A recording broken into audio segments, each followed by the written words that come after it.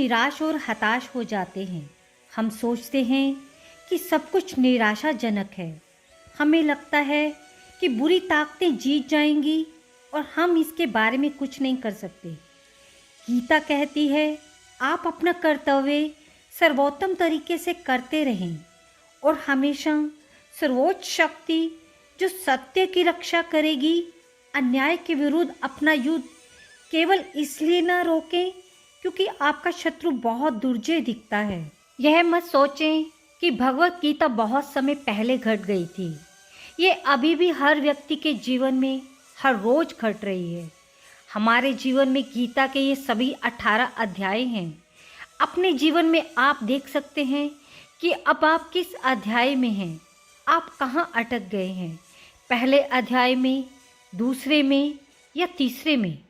आप स्वयं अपना आंकलन करें कि आपका जीवन कहाँ है। गीता का 11वां अध्याय विश्व रूप दर्शन योग। गीता के 11वें अध्याय में भगवान श्री कृष्ण अर्जुन को विराट स्वरूप के दर्शन होते हैं, इसलिए इस अध्याय को विश्व रूप दर्शन योग के नाम से जाना जाता है। इस अध्याय में अर्जुन श्री कृष्ण के विराट रूप को देखने की जिज्ञासा दिखाता है। तो आप भी ये भव्य रूप अनुभव कीजिए और अर्जुन की तरह ही पूर्ण फल और सौभाग्य प्राप्त कीजिए। तो आइए आज महसूस करें भगवान श्री कृष्ण का विराट रूप। इस अध्याय में कुल 55 श्लोक हैं। तो चलिए आरंभ करते हैं गीता का 11वां अध्याय विश्व रूप दर्शन योग।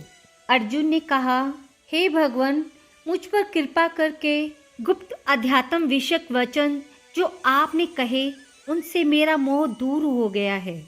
हे कमल नेत्र, मैंने जीवों की उत्पत्ति, नाश और आपका अक्षय महात्म्य आपके मुखराविंद से विस्तार पूर्वक सुना है। हे पुरुषोत्तम, हे परमेश्वर, आपने जैसा वर्णन किया वह आपका रूप देखने की मेरी इच्छा है। हे योगेश्वर, हे मधुसूदन, आप यदि मुझको उसको देखने योग्य समझें तो अपना वह अवयव रूप मुझे दिखाइए। श्री भगवान ने कहा, हे पार्थ, नाना प्रकार के वर्णों के और नाना प्रकार के मेरे शत शत सहस्त्र सहस्त्र दिव्य बाहों को देख। हे भारत, तुम वसु, रुद्र, अश्विनी, मरुदगण और पहले कभी ना देखे थे ऐसे आश्चर्य देखो। गुणाकेश, चराचर सहित ये जगत तथा और जो देखना चाहो आप यहाँ मेरी देह में देख लो, परंतु इन नेत्रों से मुझे नहीं देख सकोगे, इसलिए मैं तुमको दिव्य नेत्र देता हूँ, उनसे मेरा दिव्य रूप देखो। संजय ने धृतराष्ट्र से कहा कि हे राजन, इस प्रकार श्री कृष्ण चंद्र जी ने अर्जुन से कहा और दिव्य दृष्टि देकर अपना अलौकिक रूप दिखाया। उस विश्व रूप के अनेक मुख, नेत्र और अद्भुत दृश्य थे और उसमें अनेक सुंदर सुंदर आभूषण व आयुध सुसज्जित थे। देह पर दिव्य दिव्य वस्त्र व गंध लगे थे। उस समस्त आश्चर्य अनंत देव के सब ओर दिखाई देते थे। आकाश में यदि हजारों सूर्यों की प्रभा एक साथ हो तो उस महात्मा की प्रभा की समता न कर सकेगी। उस समय अर्जुन ने देवाधिदेव के शरीर में अनेक प्रकार से विमल इस समस्त जगत को एकत्रित देखा। तब अर्जुन आश्चर्यचकित हो गया, शरीर रोमांचित हो गया। उसने शीश नवा हाथ जोड़कर कहा, हे देव, तुम्हारी देह में सब देह भिन्न भिन्न प्राणियों के समुदाय कमलासन पर बैठे हुए देवताओं के ईश ब्रह्मा, संपूर्ण ऋषि और दिव्य सर्पों को मैं देखता हूँ। हे विश्वेश्वर, तुम्हारे अनेक मुख, अनेक उदर, अनेक नेत्र, तुम्हारा रूप अनंत है। तुम्हारे अंत तथा आदि को नहीं देखता, किंतु समस्त विश्वमय रूप तुम्हारा देखता हूँ। तुमको किरीट युक्त गदा चक्रधारे, चारों ओर से दीप्यमान तेजो राशि, सर्वत्र चमकते हुए अग्नि तथा सूर्य की भांति प्रकाशमान दुनि रक्ष और अपरंपार देख रहा हूँ।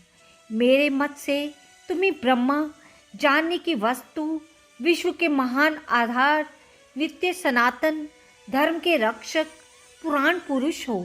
मैं आपको आदि, मध्य तथा अंत से रहित, अनंत शक्ति, अनंत भुज, चंद्र सूर्य नेत्र जिनके कांतिमान अग्नि के सदृश मुख वाला अपने तेज से संपूर्ण संसार को तपते हुए देख रहा हूँ। हे महात्मन, पृथ्वी और आकाश के मध्य की वह अंत और संपूर्ण दिशाएं आपसे ही व्याप्त हो रही हैं।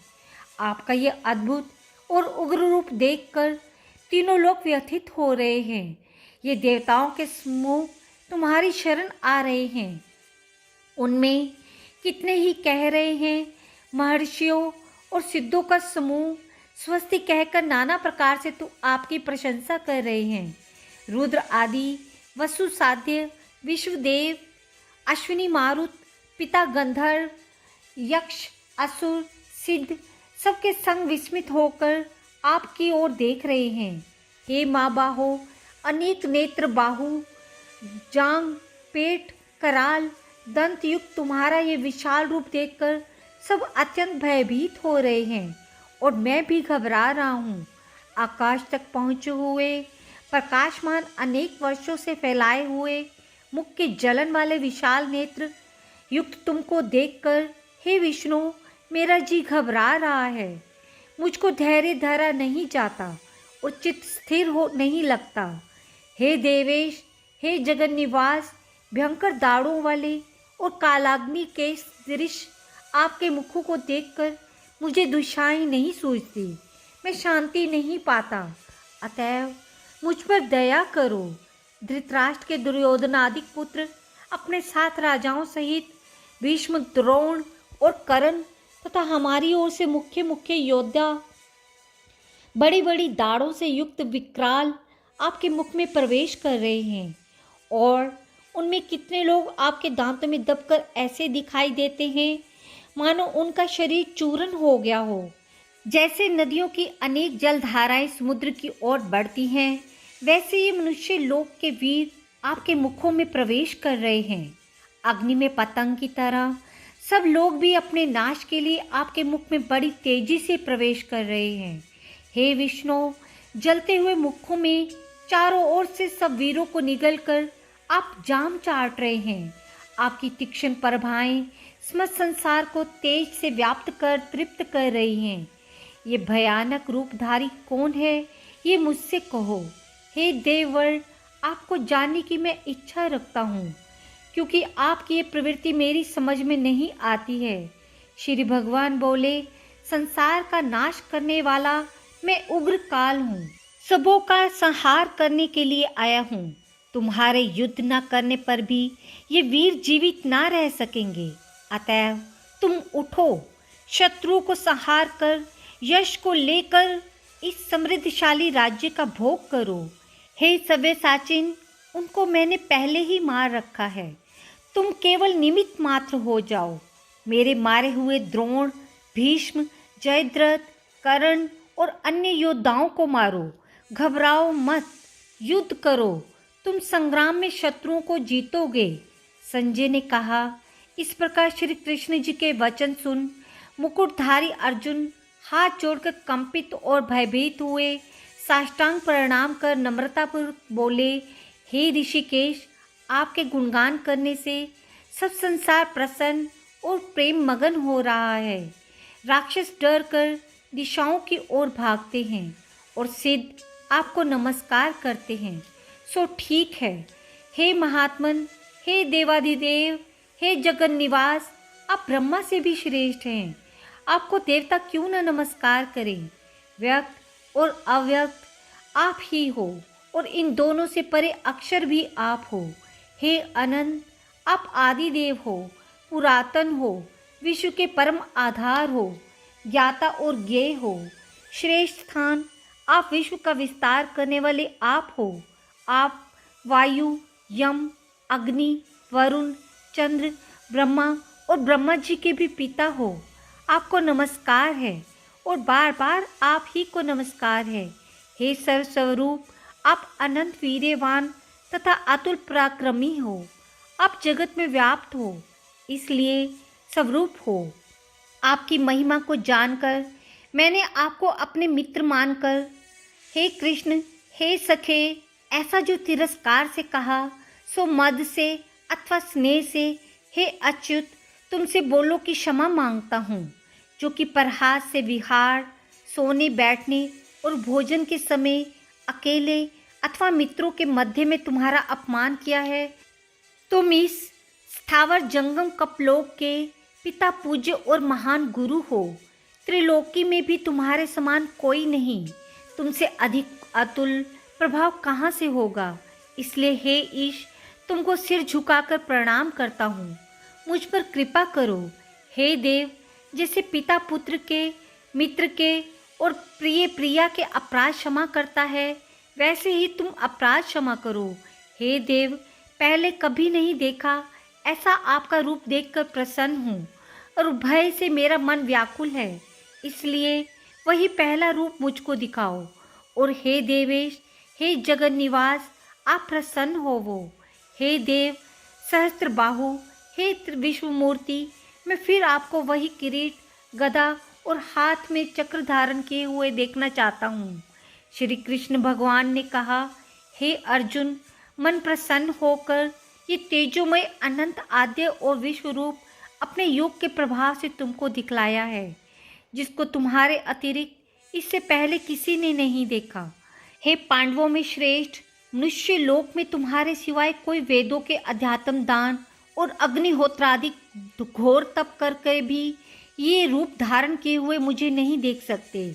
मेरा ऐसा रूप देखकर तुम व्याकुल और मूढ़ ना हो। भय त्याग प्रसन्नचित्त होकर फिर वही मेरा रूप देखो। संजय ने कहा।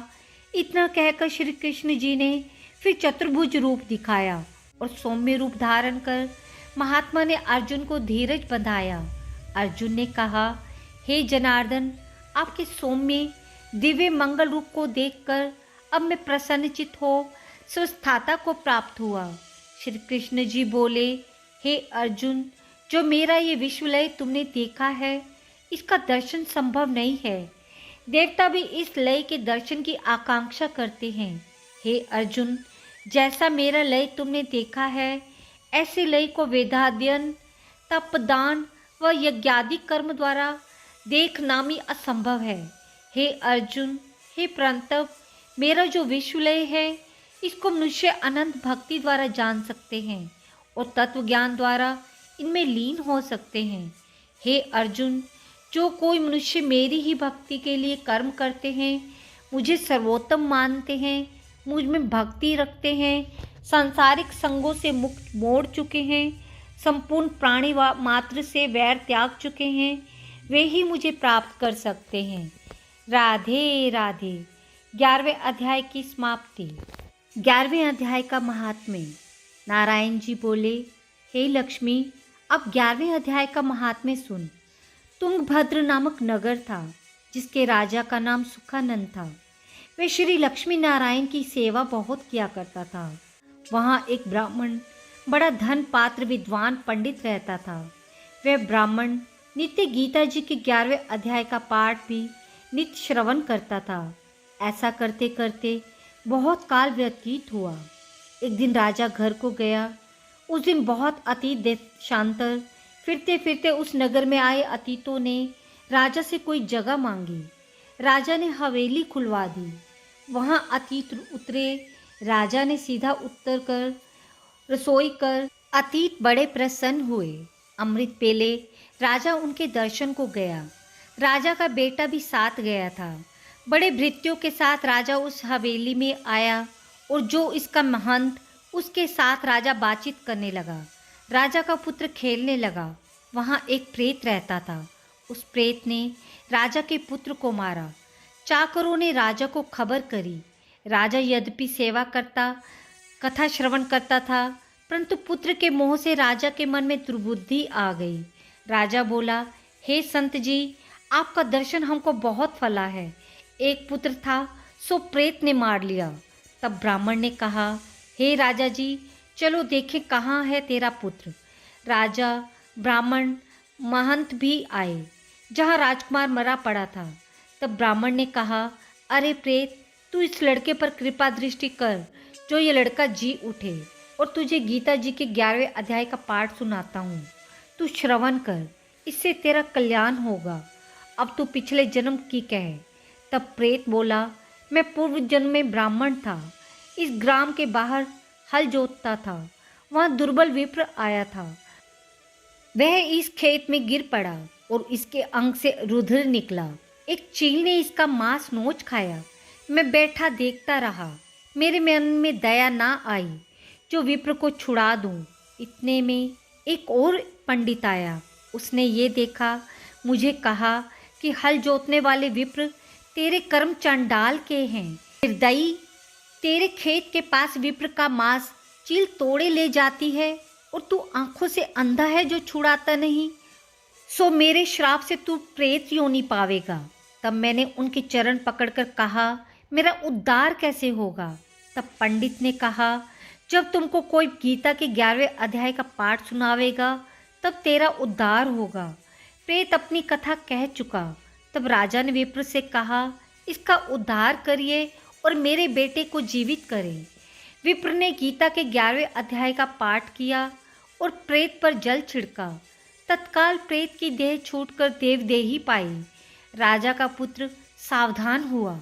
प्रेत श्याम सुंदर चतुर्भुज होकर खड़ा हो गया और स्वर्ग से ही विमान आए उनमें चला गया। राजा का पुत्र भी गीता के 11वें अध्याय का पाठ सुनने से श्री नारायण जी का परायण हुआ। वह भी विमान में बैठकर बैकुंठ गया। तब उस ब्राह्मण ने राजा से 11वें अध्याय का पाठ श्रवण किया। मन में कहा, पुत्र पुत्री कोई नहीं। विरक्त होकर गीता पाठ कर तुलसी में जल डाला करे। इस प्रकार राजा भी परम गति का अधिकारी हुआ। राधे राधे। 11वें अध्याय की समाप्ति।